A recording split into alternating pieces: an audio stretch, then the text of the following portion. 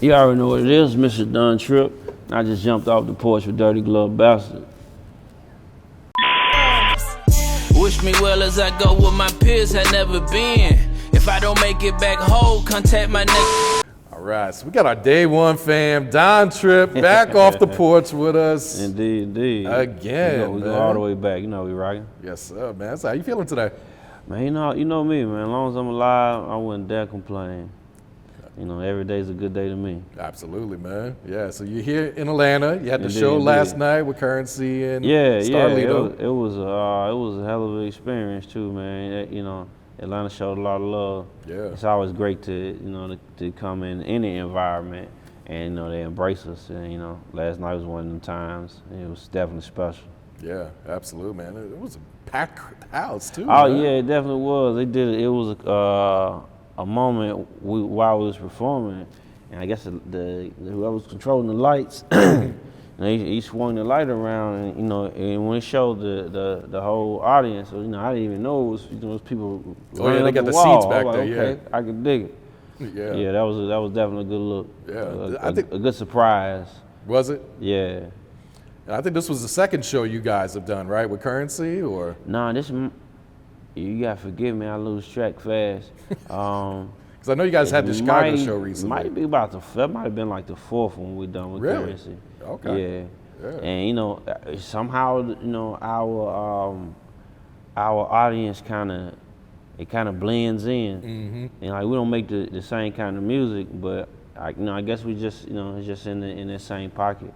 And it works. It's almost ingenious how well it works. Absolutely. It's like all three of you have like these cult fan bases to where Indeed. your fans ride or die with you guys. Yeah, you know, it's a beautiful thing to experience. I promise. Yeah, especially being an independent artist too. Yeah, man. definitely, and you know the fact that the Currency is, you know, it's in that same realm. Mm-hmm. So, you know, that I don't know. It's almost like you know, our instant gratification. You know, we step on the stage and see, you know, all these people came here to see us. You know, and it means the world.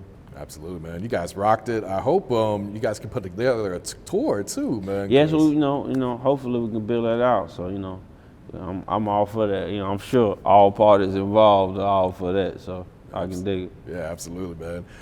You know, since you last out on these steps, man, I want to congratulate you. You got married earlier this year, man. Yeah, man. So honestly, it's growth. It's so far it's been wonderful. I've been told it's, you know, supposed to get tricky, or, you know, it tends to get tricky, but I don't know. I think so far so good. You know, I got nothing to complain about. Yeah. Was this something you had thought about for a while? Like, is it now the time, or was this kind of a spontaneous thing? Like, man, I need to get married. No, I don't know. I guess the relationship just you know, brought that about. I never really been one to, you know, for marriage, or, you know, that's never really been a conversation I've ever had. It just, I don't know, it just felt right to do. It just felt like the space, you know, the space was the perfect time and space for me to be in.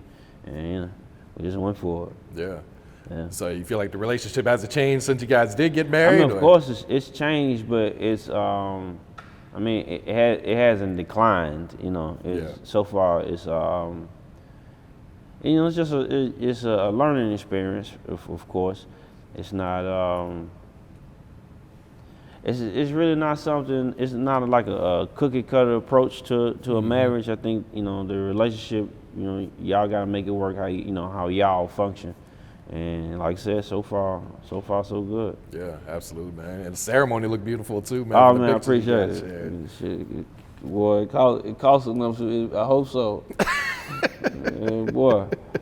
Hey, at least you waited. You know what I'm saying? Right. Like, you had your funds, right? Didn't have to go broke over this. So. True that. I ain't break the bank. Yeah. If I would have let it, boy. You know, them women, they want everything as outlandish as they can, man. Man, she damn near wanted a helicopter to drop us off. Man. Nah, that's dope though. Congrats again, man. I appreciate it. Yeah. So last night during the concert, you guys paid tribute to young Dolph. Indeed. So yeah, unfortunately, Indeed. it's been a whole year, man. Yeah, you know, he seemed real. And you know, the nature of his death, you know, that's always, you know, looming. Yeah. And that's, I don't know, I think that's kind of eerie for all musicians, period. And for that, Dolph just, you know, just so happened to be somebody I actually knew, somebody I was actually close to, so it hit a little different. And you know, like I said, it's you know, still unreal. Sometimes you want to reach out, and you know, of course, you know, you know, there's no person to reach out to.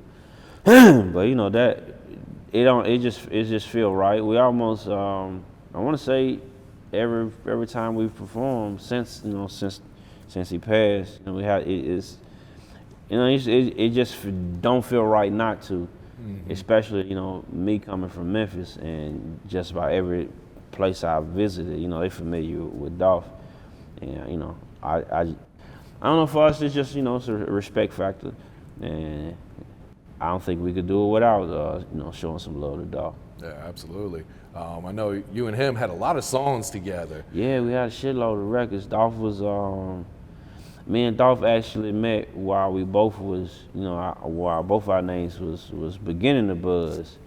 So you know that, you know, it added a different dynamic to the relationship. We didn't meet as successful artists, so to speak.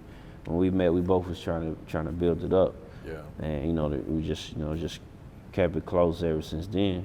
Yeah. And you know, that's, you know, it feel like, you know, it's like losing a friend, like losing a close friend. Dolph was like, I don't know if I said that before, but Dolph was like one of the first people to call me when I lost my brother. Oh, really? And you know that, so you know the following year to lose Dolph, you know, it was a little extra weird. So Yeah. yeah. As far as these songs you guys got together, is it tough to listen to them, or do you kind of cherish those songs to be like, man? At first, like, you know, when it first happened, of course, it was hard to hear any song from Dolph right then. But you know, it's the same way with my brother. But with time, you know, make it a little easier to listen to. And at some point, it stopped being sad to hear it, and then, you know, it become almost a proud moment. Like, you know, I'm proud that, you know, we spent that time together, and we was able to create, you know, those works of art. Yeah. So now listening to it is almost it's almost an accolade. I dig that. Yeah. And what type of person was Dolph like away from the music, man? Because we know you guys got to spend some time together. Man, Dolph was he definitely was high. He definitely was high. Dolph was a very I don't know, you wouldn't know Dolph was as well off as he was. You know, at least, you know, in our space, you know, we was, you know, it's like we was family already. You know, we knew each other. It was more like more like brothers kicking it. And you know, whenever we linked up, it never was about, you know, music is what transpired from it. And you know, but a lot of times when we link up, we just linking up to link up. Or, you know, he'll be in town, and I'll be in town. Yeah. Man, you know, we'll try to catch each other however we can. And you know, I don't know, like I say, you know, it's still kind of weird. Dolph was always one of them people that, you know, career-wise, like I said, we both kind of, we met in the space we both was climbing, and then Dolph just like skyrocketed. And it was a point where Dolph was right before he signed Key Glock, or it might have been right after he signed Key Glock. But either way, you know, he was trying to do whatever he could to try to boost, you know, my shit to the level he was at. And you know, like I was telling him, you know, that kind of shit, you really can't, you know, it happens when it happens, if it happens. And, you know, I just appreciate the fact that when I wasn't present, you know, that was something that he cared about. Just, you know, for any outside person to care about my career, you know, that means something to me. And for it to be a person that's close to me, and for him, you know, to reach the successes he was reaching on his own and want to share it, you know, that said something in itself. Yeah. But you know, I feel like that's the kind of person he was, though. Yeah. Do you feel like there's kind of been like a black cloud over Memphis since his passing, especially since it happened in his city? I think so. I think, I guess you could say it would be a black cloud, because the thing about street shit, when shit occurs, you wind up with more rumors than truth. Mm-hmm. So you don't know what's going on, you don't know what to believe. And the crazy thing about it, even when, sometimes the people involved don't know what's really going on, because, you don't really get the opportunity to fact check when you start, when you're hearing shit. You hear this was the reason, or that was the reason, or this person's involved. And, some of it, some of it had like real, some real backlash from it. And it's still pieces falling now, it shit someone just got charged a couple weeks ago. And for me, I kind of have to, since I wasn't, I don't really know what occurred. And, the only information I've observed is the same thing everybody else has been seeing. And like I said, it's impossible to fact check. Yeah. And I'm not, I care about it. It means something to me, but I don't feel like I'm so important that I could reach out to, people that are closer for clarity. Mm-hmm. I don't think that's respectful in no way. Yeah. I don't want to, reach out to, his close family, just to inquire. I'd rather, so be it. Yeah, of course I'm interested. I want to know, what the fuck happened, mm-hmm. and why. But I just had to sit back and be patient and wait for the shit to unfold and see where it go from there. And a lot of it is shocking. I still can't believe that's how it was handled. I don't really, again, I don't know what transpired. I only know the end result. Yeah. And like you said with Memphis, right now, if somebody got killed right now, you wouldn't really know. The first thing people are going to assume is that it's tied into that, and it's just kind of impossible to know if it is or if it's not, if you're not directly involved with this shit that's going on. Yeah, especially on the internet, people just run with it. But that's the crazy thing about it. Before the internet, word of mouth was already reckless enough. Yeah. So like I said, when it comes to shit that's happening in the street, the miscommunication is, that shit's devastating. It's catastrophic. And when you add the internet into it, now you got word of mouth from other states chiming in. You don't really know, when you seeing shit on the internet, you don't really know where this person's from that's chiming in. And people from out of town be having whole fucking hour-long conspiracy theories to tell you, what they know happened without knowing anything. Yeah. And that that only add to it to make it worse, because like I said, you don't really get the fact check. You hear what you hear, and I'm certain that street people involved on his end too, that they want to see justice in their own way. And when it comes to the rumor mill, with it being a physical rumor mill and a fucking internet rumor mill, you don't know which way it swing. Nah, for real. And it's interesting to see how it's unfolding. I'm just proud that MPD is still investigating, and to see shit a year later they grab another suspect. Mm-hmm. Again, I don't know. Just like everywhere, guilt, innocent to proven guilty. So I don't know if the people they got in custody are responsible for it or not. And if so, then that's great that they caught up with it. If not, then it's still a good thing that they even still involved in the investigation, try to resolve it. Yeah. Or try to solve it, better yet. Yeah. Long live Dolph, man. His presence is long live Dolph. And Mr. Gabbana. Dolph used to, I used to have to ask him what the hell he was talking about on some of the songs. He was naming fashion designers and fashion brands and shit. And I'm like, man, I don't know what the fuck he was on the record, he said some he did patent leather Alexandra Delapos or something like that.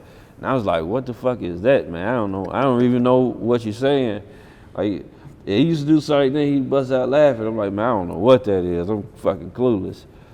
I remember one day I had to sit and he was explaining she had to spell it. I had to Google it. I'm like, man, I don't know what see that what he was is. talking about. Yeah, he was super hip on all that fashion shit. Yeah. I don't know if he had ever been to Paris, but if he had, I'm sure. I think he did. Yeah. Yeah, that had to be one of his favorite places to be, if so. Yeah. Cause that nigga was hip on shit. I ain't really into all that kind of shit, no way. But when I was looking at that shit and seeing what that shit was costing, I'm like, man, you fucking crazy, man. Real shit. Yeah. Yeah, long live Dolph, man. True that. So before we get to Christopher season 2, man, I want to talk to you about this verse on Mob Squad Nard's album, this Real Life. Real life. You gotta forgive me because I record so often. Bro, you snapped on this shit. I appreciate that. I definitely appreciate that. I don't know which record that is. Star was on it also. I did write down some lyrics from there, man. So Okay, maybe this, you might even refresh me then. yeah, so you talked about like riding the California and the Greyhounds. Coming back with more pounds. Okay. Yeah, and your mother being disappointed in you. Yeah. Well, to start having with bills, and then I guess that kind of soothes the the disappointment a little bit. Yeah. So I don't think I've ever asked you, when did you jump off the porch? Like, how old were you at the time? Man, I probably was like 11 to 12 if we just talking about being active in shit you ain't got no business. But for like the kind of shit that would financially provide, that was about 16. Okay. Yeah. So I don't really know which aspect. Yeah, everyone's got their own definition. Yeah. But we I grew up. I've grown up in just about every part of town in Memphis, and not the not the suburbs, not the gated communities, not the good ones. I mean, it was a gate around the apartments we stayed in, but it wasn't a gated community. It's a different kind of gate. Yeah. But I don't know. I guess that would be fairly accurate. Okay. A lot of the shit. I guess I would gauge jumping off the porch as the however old you was when you started doing shit you could go to jail for. Yeah. Man, so I'd say about 11 to 12. Okay. Did you ever think about getting a job back then, or did you just look at the streets? At 11 and 12, no. Like you said, financially around 16 then. Well, at 16, I had a job. That's actually how I ended up jumping back off the porch. The bills and my income wasn't, they didn't match up. But I was 16. But at 16, you think everything that happens in life is permanent. So, I wasn't thinking, when I turn, 21, 25, that was far out of reach. Not saying I didn't think I would make it to 25. Yeah. Just saying what was going on right then was worth more attention than me trying to figure out what my future was. And so at that time, it felt like, if I don't make it work, we fucked. And it might not have been the case. We are looking at it, or I was looking at it from the perspective of a 16-year-old. Although I might have, if I can say so myself, I was more mature than a 16-year-old. But responsibilities, they happen when they happen. Sometimes you just gotta grow up, in an instant. Yeah, and or instant. Yeah, and you rapped about like telling your life story to your son. Yeah. And how he's gonna know about this life, but he's never gonna have to live this type of life. Yeah, I think that's like that's the most effective way for me to keep him from becoming who I was, if that make any sense.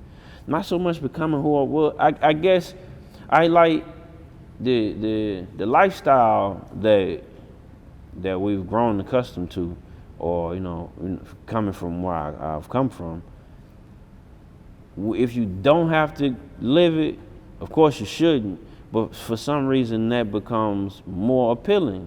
The kids that grew up and they was privileged, even if was moderately privileged, you know, those become the kids who gravitate to doing the shit that we felt like we had to do. We felt like we had to do it to provide. They feel like they have to do it to be relevant. And when that happens, I think you create a bigger, you know, a bigger disease, almost like you know, I don't like name dropping, but like the 6ix9ine dude, like, you know, he really wasn't in with that. And, you know, he got in it because it was cool to do and it was cute, and then real shit hit you. Yeah. And then real shit hit you and put him in a space he wasn't even accustomed to being in, or a space he wasn't prepared to be in. You know, to be in. They kidnapped him in some more shit. But if you stuck to what you really was, you know, what you really was made of, then you wouldn't have been in that. You wouldn't have had to. Sometimes I feel like sometimes I feel like people jumping off the porch just because their friends are off the porch. And, you know, in real time, you're better equipped. You got better opportunities in your house. Sometimes, you know, it's best for you to stay in your house. And I don't want my kids to be the kind of kids that's jumping off the porch. They don't need to jump off the porch, period. But that's what I'm saying. You know, a lot of times that's what happens. The kids that got it good enough to not need to still do it because that's how they feel like they got to fit in. And then them be the ones that benefit the least from it. And them also be the ones that get everybody else jammed up because, you know, they ain't really built like that.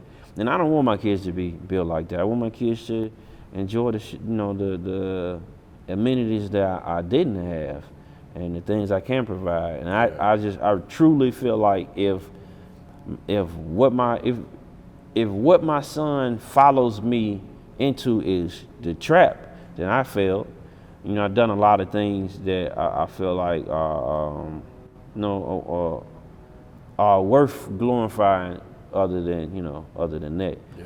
But I think the only way he get it is if I share it. I gotta tell you what happened. You know, somebody tell you, hey man, it's cold outside. And you're like, okay, yeah, right. And when you step outside, you know, you might step outside in a t-shirt because you can trust that, you know, he ain't even been outside, he gonna tell me it's cold outside.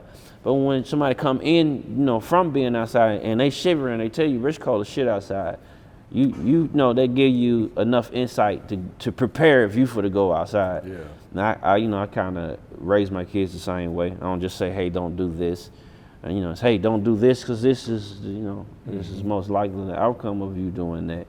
Yeah. And, you know, I was fortunate enough to not end up in prison for shit I've done. But we don't all get that same fortune. So no, that's true. Yeah, I think it's every parent's goal for their kids to have more opportunities than what we you would have. think. But you know, I've seen the opposite a lot of times. Like I see, like I've seen people, you know, encourage their kids to throw up whatever set they from, and you know, all that kind of shit. And you know, I can't judge. I ain't in your shoes. I don't know, you know, y'all life or how y'all rock. But for me, that's the last thing I want is, you know, my son to be trying to be. I don't even encourage my kids to be rappers or musicians, you know, whatever. I want them to be able to become the person that they were set to be. And, you know, the last thing I need is them trying to be street in any shape, form, or fashion. Yeah, especially if they don't come from that lifestyle. Right, not even close. So, you know, that's important to me not to give them, kind of like what's that show? There's too many of them now. There's 50 Cent show with Ghost. Power. Power. Okay. Like, you know, his son it kind of go like exactly what I was just saying. That, you know, he didn't have to be in the mix, and you know, he saw fit he was determined to be in the mix, even though he had better opportunities. You know, his dad had been through enough shit and built enough for them to, you know, to enjoy the fruits of his labor. And instead, you know, he'd rather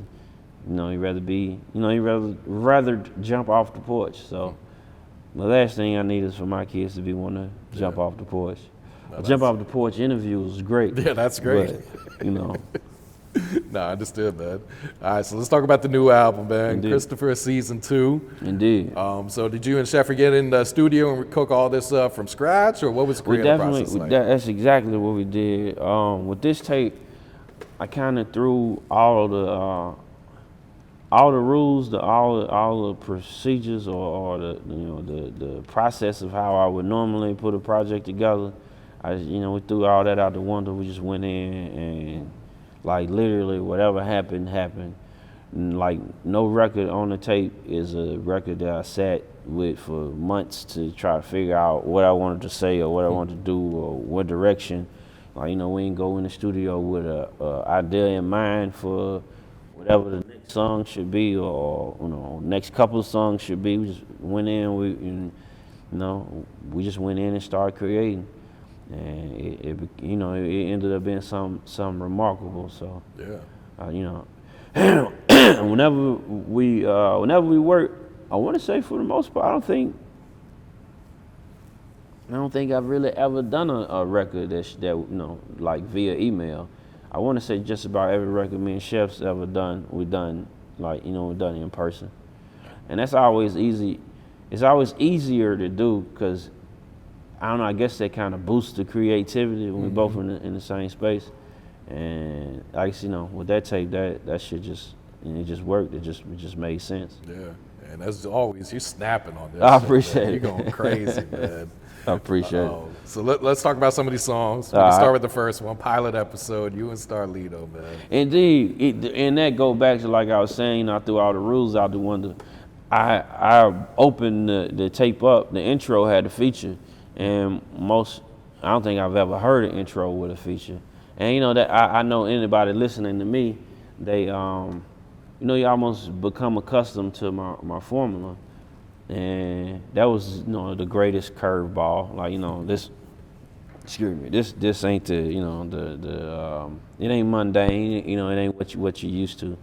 And that was one of them records.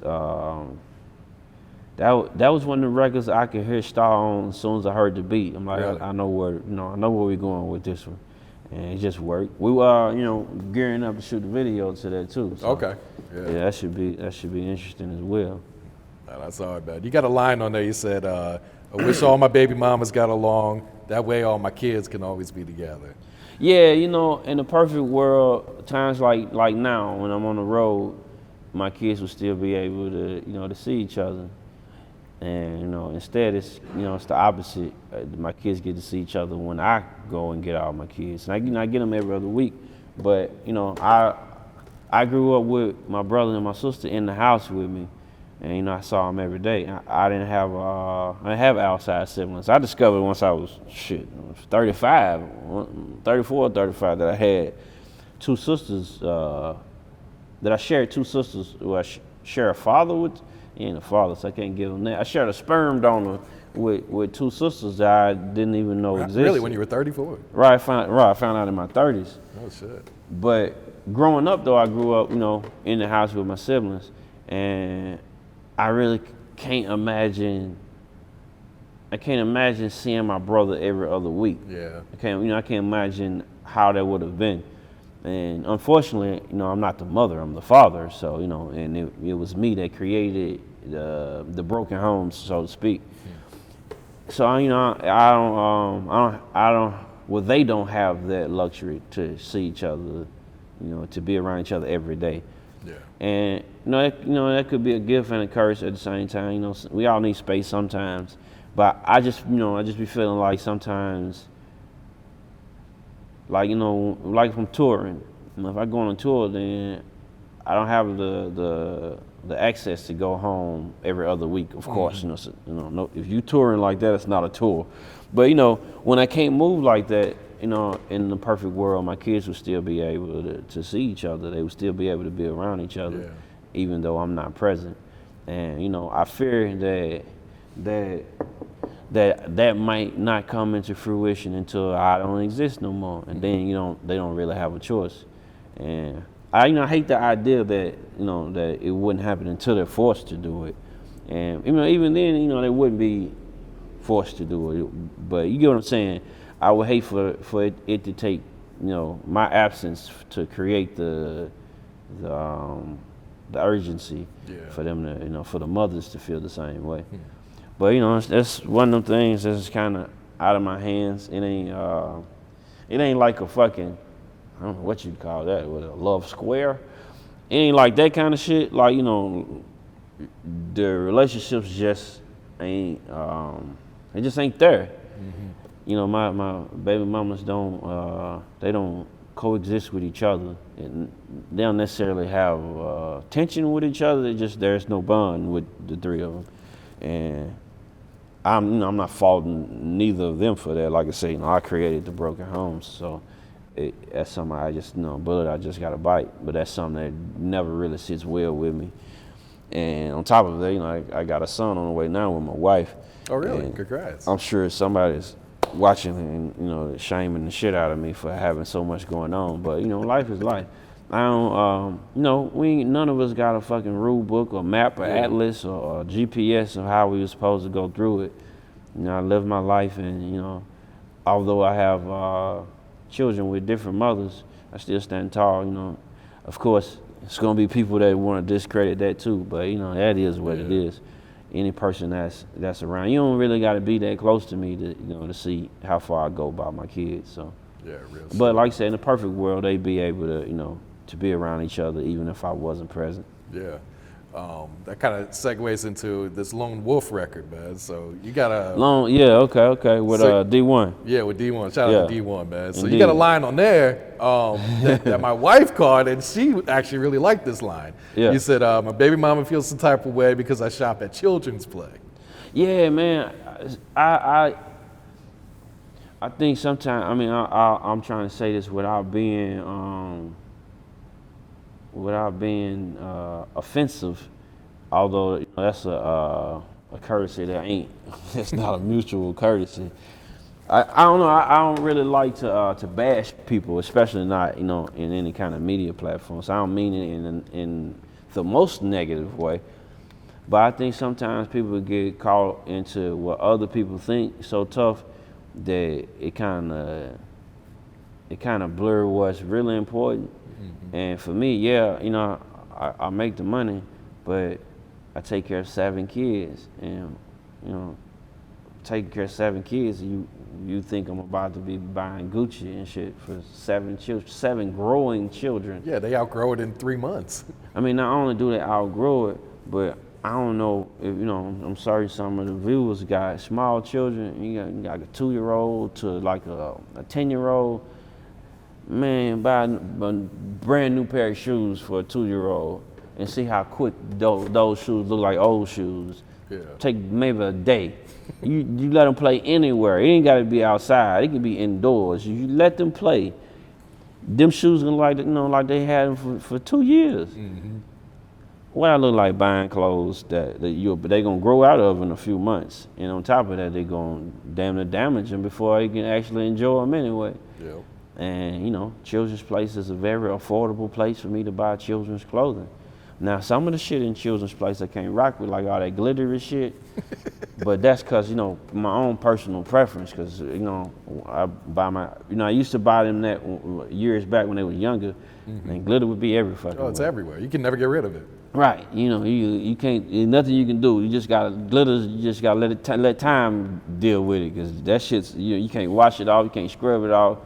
That shit's just there. But either way, Children's Place is an affordable place. And like I said, 7 children. And I wasn't saying I exclusively shop at Children's Place. Like, if they need clothes, I'm only going to Children's Place. I'm just saying, when they need clothes, Children's Place is an option for me. And, I ain't ashamed of it. Target is an option for me. And like I said, I don't really see I don't wear all the crazy shit. So, I don't really see a need to be buying, children designer clothes and shit. Yeah. As far as, furthest I'm gonna go with that, not if I wear it, then I got no problem, buying it for them. But for all that crazy shit that, sometimes, parents be expecting you to break the bank as the father to buy all kinds of outlandish shit for no reason. Yeah. And we don't really see eye to eye on that, and that's fine. But we ain't never going to, because You know, my pockets are my pockets. I'm expected to buy fucking Louis Vuitton shoes for a 3-year-old and send $2,000 for the fuck of it for the 3-year-old, and you know, and fuel your, you know, put gas in the car for the mother of the fucking 3-year-old, and pay the rent and help pay for, you know, pay the car note. You know, so sometimes the expectations are fucking unrealistic, and that's basically what I was saying then. Like, you know, and the craziest thing about it, people, again, you know, I don't want to do no, I don't want to point no fingers, but the people who don't agree with me buying my kids clothes from Children's Place buy the kids clothes from Children's Place. But it's okay for them because, you know, they don't make as much as I make, and since I make more, I'm supposed to spend more. Yeah, which is ridiculous. Right, you know, that whole logic is kind of sideways, and you know, that's basically what I was saying then, because I don't know where in that verse, but I say, you know, I guess it ain't real love unless it come from the pocket. Yeah. You know, I spend every waking moment with my kids when I have my kids, and you know, that's not enough because I didn't buy fucking Fendi the shoe for a toddler. You know, if that's, you know, that's where it's at. If that's where I'm being measured by my expenses instead of, you know, my parenting as a whole, then, you know, I think that's absurd. And that's what I, you know, like I said, that's what I was saying then. Like, you know, I think some of that shit is just, you know, it's just unrealistic expectations for a person you don't have good intentions for. So. No, absolutely. Like I said, I was playing it in the car. My wife heard it. She's like, "I love children's play." And then she heard the next line where you were talking about, like, because you're not buying them Prada or something. Right. You know, I think oh, that's absurd, man. I would go in Target and, man, my kids like, you know, a few years back, I don't know what record I said it in, but it was a while ago. Either way, you know, I was I come from Jordans, so I ain't really hip on all the other, you know, the other popular shoes. They don't really appeal to me. And, you know, it's just, you know, the shit don't glow for me. But my kids like different shit. Early on, I used to try to, you know, encourage my kids to like retro Jordans. Yeah. And, you know, it just didn't stick. It used to be weird. I'm like, what the hell? Like, these are these. And, you know, eventually I had to understand that, you know, they all got their own personalities. They all got their own taste. And the Jordans don't hold the same value for them as it hold for me. And for me, you know, we couldn't afford them when I was young and the shoes was being released. So for me now, being able to, like, that was like the first thing that let me know, you know, I made it out of the adversity, or made it through adversity. So for them, I had to, you know, I had to learn it. I had to grow into that. So eventually, like right now, you know, Target sell like character shoes and shit, and all little girls love Frozen. So if I'm in Target and my daughter wants the fucking Elsa shoes, I'm not gonna not get them because they're not made by Prada. Yeah. I'm not gonna not get them because they cost $17. Now, if that's what she wants, that's fine. It's because it's something that she wants. It's not my desire. Of course, my responsibility is to make sure she's clothed and sheltered. Fortunately for me, those $17 clothe her. So yeah, you know, so be it. Yeah, because it's like these kids don't know what Prada is. They don't know what Gucci is. They don't know. Man, right now my daughter's 3. I don't think Prada's important at all. Not even the least bit. And last time I got her, she had on some fake Yeezys. So For real? I'm like, you know, I mean, she's 3. I don't care. Yeah. But if it had been the other way around, if I had sent her home with fake Yeezys on. Oh, you never would have heard the answer. Oh man, it'd been all over the internet, man. People have been calling me. You seen what she said? But you know, it just is what it is. And that was one of the records. Like I said, you know, when I go in, I don't really have an idea. We just start creating, and that's what happened. I want to say something might have occurred that day or around that time, and you know, it just poured out then, or poured out there. Yeah. And you know, I don't really like to, like I said a second ago, I ain't in the. I learned from the Letter to My Son record. Like, you know, that was probably the most, it probably was the most successful as far as notoriety, probably was the most successful record, but it was also the toughest record to explain to my son. And I kind of look at it now like, if I could go back, I'd still do it. It's, I wouldn't have learned it if I didn't do it. But like now, I wouldn't I wouldn't go and directly bash my baby mamas now, because that's their mama. Mm-hmm. And at some point, they grow old enough to have respect for their mama that's high enough for that to be disrespectful to them as well. And that's something I wanted to avoid. Further in my career, I don't really want to like blatantly bash. And that's a situation. I'm gonna hear about it anyway. Oh, yeah. But sometimes even when it comes to that, like, it's tricky, because I get to a space where I got something to say, but I don't want to say it because I know I'm gonna have to go back and forth with it. But now I'm in a space where I really don't give a shit. I know I didn't. I could attack. I really could. I could be on the shit that they be on. Mm-hmm. And instead of that, I'd rather be diplomatic, so to speak. And I think that works better for my peace of mind. Absolutely, I don't know what the fuck works for them, but that is what it is. Yeah. That's a whole nother world. So. Yeah, and you also had another line on the Lone Wolf where you said, apparently, if you don't post your kids, they judge your parenting. Right. That's what I'm saying. They go back to, like I was saying, people base their lives off other people's opinion of them. And the internet is like a fucking drug to some people. Like, every step of your parenting is supposed to be, there for the public. I gotta show you that I make my kids lunch. I gotta show you that I bought my daughter a fucking Old Navy sweatsuit and she looks cute in it. I gotta show you that she's got a dance or something that I find adorable. I ain't really into that. But that's how people look at it. People look at it like, since they don't see this, that he must not be doing it. Right. He must not be with his kids. He can't be spending time with them. We don't see them. And it's odd that that's how people think. And you would think that a person who's paying attention would already know that I ain't that kind of person anyway. I don't much give you none of my personal life. I try my best to protect it as best I can. Mm-hmm. But the problem is that the people that are paying attention aren't really paying attention. Everybody's looking for a flaw or something they can attack. Yeah. And same deal. I get a lot of backlash for everything I said in that verse. I get, that shit actually occurs. I get backlash for shit that really don't make much sense to me. And, that should just be weird to me for a complete stranger to have an idea or have an opinion about my parenting because you don't see me on the internet. So you agree with whatever somebody else said because, well, shit, you got to be right because he didn't say nothing, so I got to take your word for it.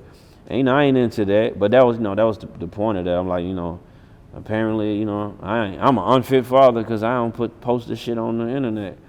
And if that's the case, then, I'll forever be the internet unfit father because I ain't into that. I don't. It brings me no comfort for the internet to recognize my children. And that might be paranoia, that might be being overprotective. It could be a lot of things. I really don't give a shit. I would rather have the weapon and not need it than need it and not have it. So I look at that shit the same way. Last thing I need is for you to see my son with his grandmama somewhere and you recognize my son and you make him uncomfortable. Yeah. Or you recognize him and you on some sideways shit. My son can't.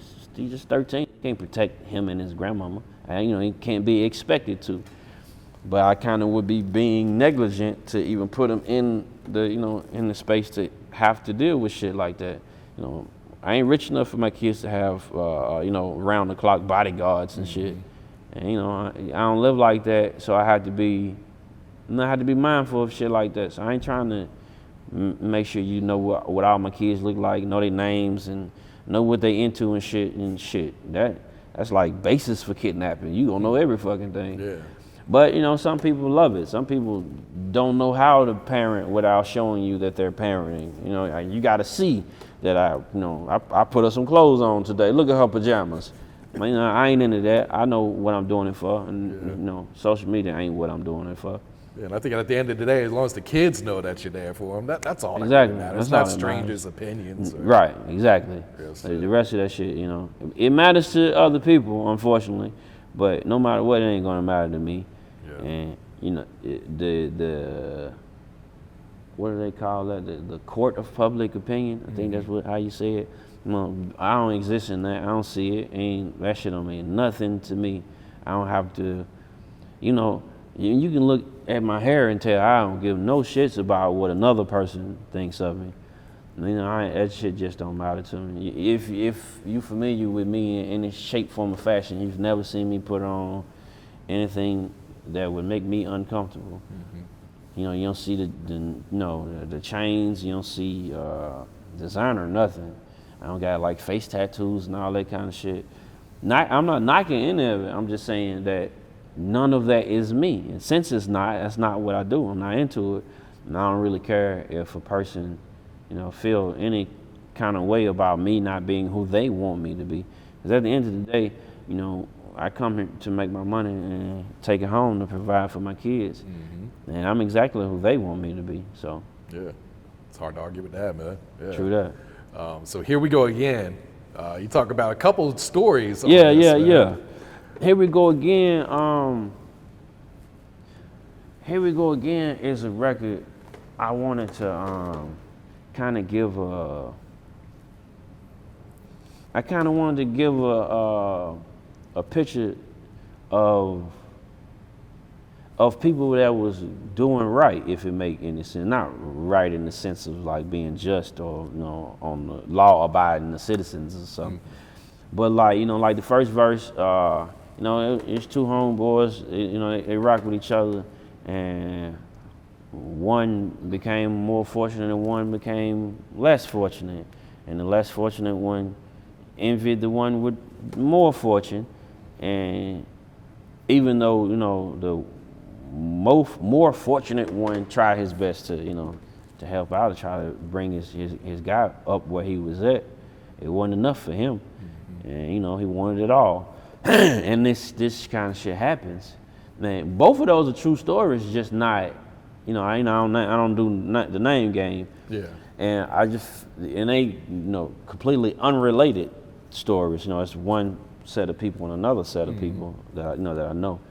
But that, you know, I wanted to display the part of it that people don't really pay attention to. Like I said, you know, the first verse, you know, he was getting his money. That's what that's the goal, that's the objective.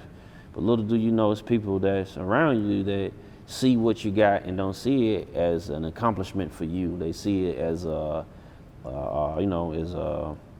downfall for them. Some people look at what you got and say, damn, I don't have that. Other people look at what you got and say, damn, that's cool that you got that. And, you know, I wanted to display that in the best form I could, so people that come from the same world I come from would see would see a picture that they probably wasn't familiar with or probably never really gave the perspective to understand. And then that second verse, same thing with the girl in the second verse. You know, she was sticking to herself. She's, you know, it is what it is. Most, I won't say most, but a lot of women preference or black women preference, you know, they like the niggas that's in the mix. And, you know, ain't necessarily got to be dope, but, you know, they like the niggas that's in the mix.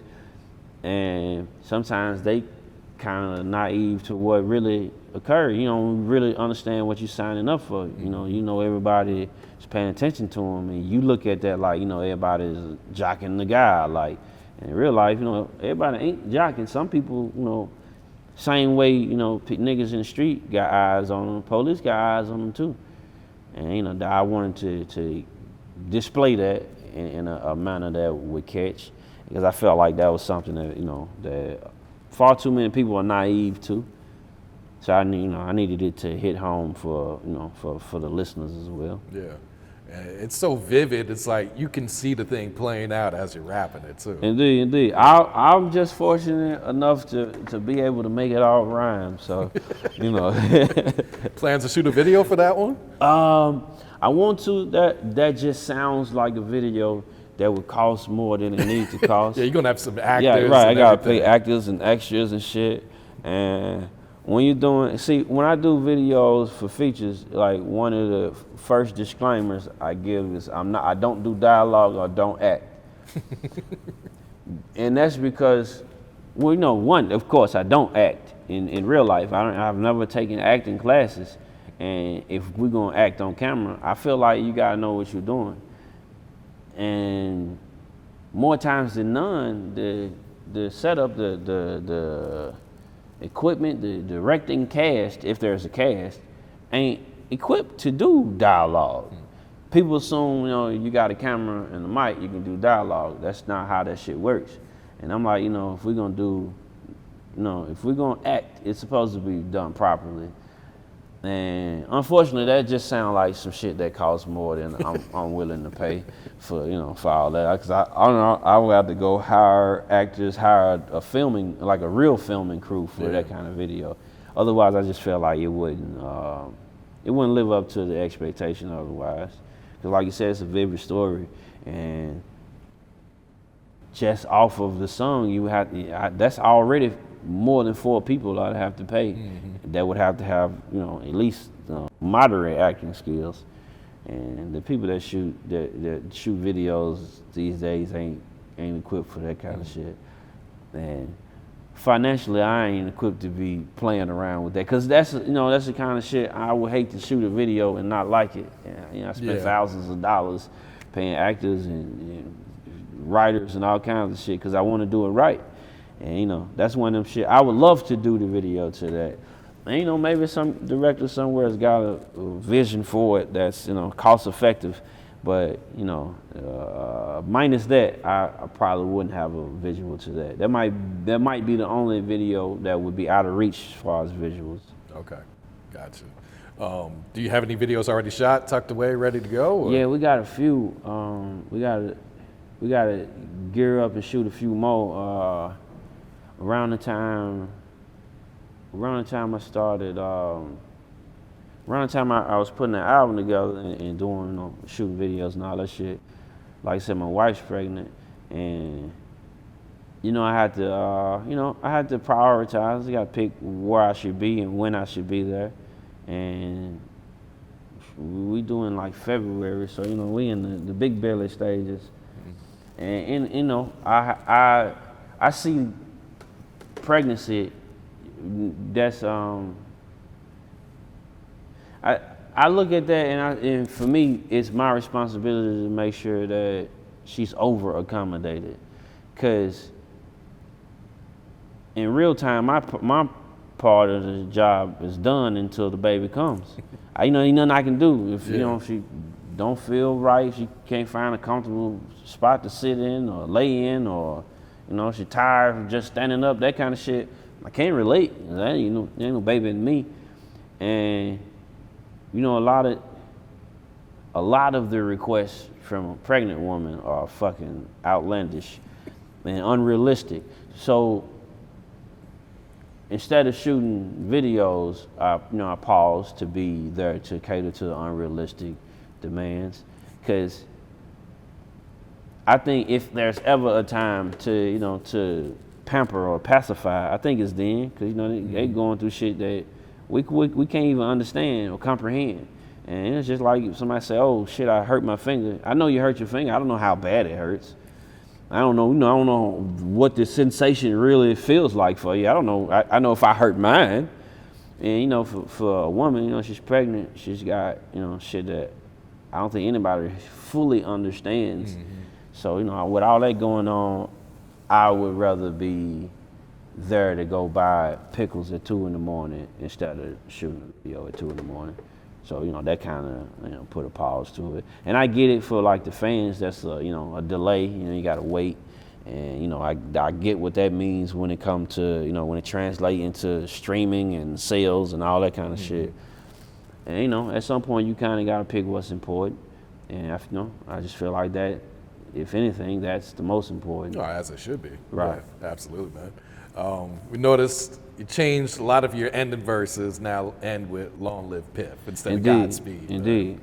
Well, ever since I started releasing music for the mass public, well, I guess anyway, ever since I started releasing music, I used to end my verses with the name of, you know, the faction that I was a part of, and then at some point, you know, I outgrew that, or we outgrew each other, or however you would like to say that.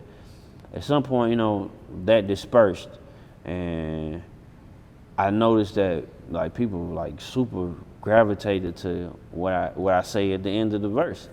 So after that, I kind of felt like if I'm gonna say something at the end of the verse, it should mean something. And like it's gotta have some meaning. And it's surprising how many people don't have an idea of what Godspeed means. But it really means, you know, it's really a phrase or a term to wish you well on, you know, whatever endeavors you got in front of you. And you know, for a moment, that was what I would end with. It didn't matter what kind of verse it was. I really, like, you know, I guess I'm one of them people, we don't have to be cool for me to want you to be successful. In real time, I think that the more people that are successful, the less people that, you know, that are jealous and envious. And, you know, if you getting your own, you don't want mine. And so I wish you well. I want you to go get your own because I don't want to share mine. But after, you know, after I lost my brother, that shit, you know, I kind of, I wanted to keep his name alive as best I can.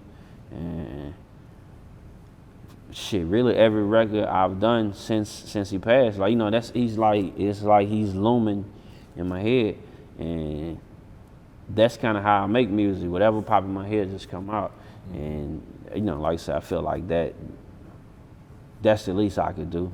I can't, you know, I don't want to visit his grave every day, but I would rather, you know, pay my respects every time I create, because now that's part of how I create. Yeah, no, it's definitely a touching tribute, man. All right, indeed, I appreciate it. Yeah. All right, man. Gotta ask you. Every time you come here, I gotta ask you, man. Step Brothers 4. Where are we at? I know you're tired of fans hitting you up. Hey, man, you know, Step Brother, and this is the crazy thing about it, especially this day and age. Now consumers consume so very fast. It's like, you know, a couple of years ago, people consumed like going out to eat to a restaurant. You know, like fine dining. And now people consume like a buffet and a vending machine in the car. As soon as they hear it, they want something new right after it. So we could put Step Brothers 4 out today. They're going to be asking 1.5. Right, they're going to ask about 30 minutes after we put 4 out. Like, what we doing? How long we got to wait for 5? Like, shit, we just gave you 4. But 4 is something that we're working on. Of course, with it being, you know, with us both being in different spaces in our lives, we ain't in the same space we was in on 1, 2, or 3. So it's gotta have the same kind of, you know, it's gotta illustrate that. We don't want to go in, you know, we're not trying to reinvent the wheel, of course, but we're not trying to sell you the same fucking tire we already sold you either. And in order to do that, we just let it flow instead of, you know, going in and having like we didn't sit down and say, oh, we got a projected date, we're gonna go for this. No, you know, how it happens is how it happens. And we feel like, for the most part, our brand works because it's genuine, it's organic. And if we didn't work the way we work, would it just coming however it come and let it flow on its own? If we didn't work that way, then it wouldn't be organic and it wouldn't be genuine. It would be us forcing a tape to you because of the demand. And we get it, you know, everybody wants to hear it. And we all for it. We want to, you know, we you know, in the process of creating it, we're not gonna rush it, because the last thing you want to do It's rushing. You know, you make the most accidents when you rushing, or the most mistakes when you rushing. So, you know, kind of look at it like traffic. You know, we rushing. We ain't trying to cause a fender bender. The small ass fender bender take 2 hours to clear traffic and shit because of, you know, of a minor mistake. You know, the creative process kind of go the same way. We ain't trying to go in and have a fender bender and we gotta wait and try to figure certain shit out. Or on the flip side, we ain't trying to go in and give it so much thought that we overthinking it. So we just let this shit flow how it flow. Yeah. But anytime you guys drop something, like whether it's pilot episode, it just sparks those conversations. I know. It's like I know, and that's gratifying, to, you know, because that let us know that, you know, that the audience is still here with us. yeah, it's been over 10 years, right? Since 3? Since the first one. Oh, since the first one, it probably have been Yeah. over 10 years. Yeah, I guess it's gotta been. I think we did that first one right after I did Letter to My Son. Okay, so yeah. So yeah, That'd it's be probably 11 10 or years, 11 years old. That's Damn, that's ill. I feel even older now. I'm sure my gray hair glowing on this camera. I probably just grew one right then when I. It's wisdom. Yeah, it's that. Wisdom. It's learning from having multiple baby mamas. All right, so 2023 trip, man. Any plans? Anything that you're looking forward to? Any goals you set for yourself? Or Man, I'm gonna run it up. I won't say what I'm gonna do. I'm just gonna do it. But 2023 should be very fun for me. You know, and I'll have a son, so I have a new addition to my family. So that should be interesting in itself. So yeah, those newborns, yeah, that's a handful there. I can, I got enough patience for newborn. I guess that's why I got so many kids. I got enough patience for children. But you know, I'm looking forward to it. I'm looking forward to you know, to meeting the person I've created that's been hiding behind a belly this whole time. So, you know, that should be interesting. And I know, you know, I've seen it a few times. It's like a ongoing joke amongst fans. Whenever I have a child, you know, I go into super grind mode, and you know, I agree with it. And you know, I'm having one now, and you know, I'm going. It's 2023 gonna be super grind mode. And you know, I you know, that is what it is. This is what I do for a living. So I always feel like, you know, the seeds I plant today, you know, those are the trees that grow, you know, 4 or 5 years, 10 years from now, and all that kind of shit.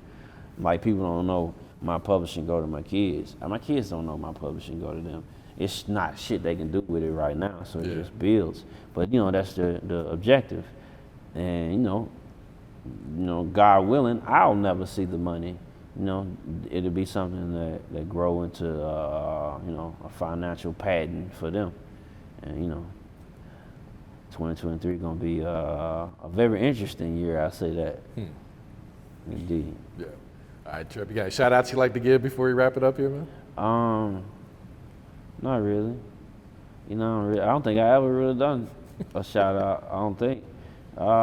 Man, every person that's a fan of me, whether you like one song or one verse or all the shit or some of the shit, really, if you've ever listened and you don't like none of the shit, I appreciate the time you spent paying some attention to me.